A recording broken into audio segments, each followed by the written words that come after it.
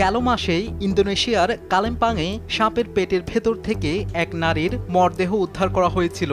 সে রেশ কাটতে না কাটতেই দেশটির দক্ষিণ সুলাওয়েসি প্রদেশের সিতাবা গ্রামে একই ঘটনা সাক্ষী হয়েছে। মধ্য ইন্দোনেশিয়ায় অজগর সাপের পেটের ভেতর থেকে এক নারীকে মৃত অবস্থায় উদ্ধার করা হয়।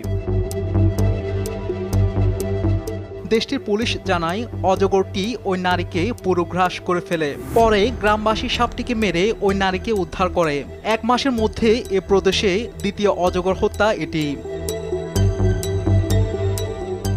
নিহত সিরিয়াতি তার অসুস্থ সন্তানের জন্য ওষুধ কিনতে বাড়ি থেকে বের হয়ে নিখোঁজ হয়। তার আত্মীয় স্বজন অনেক খোঁজাখুঁজির পরও তার কোনো সন্ধান পাওয়া যায়নি। পরে তার স্বামী তার বাড়ি থেকে প্রায় 500 মিটার দূরে মাটিতে স্ত্রীর জুতো ও প্যান্ট খুঁজে পান। এর কিছুক্ষণ পরে ওই স্থান থেকে প্রায় 10 মিটার দূরে একটি সাপ দেখতে পান।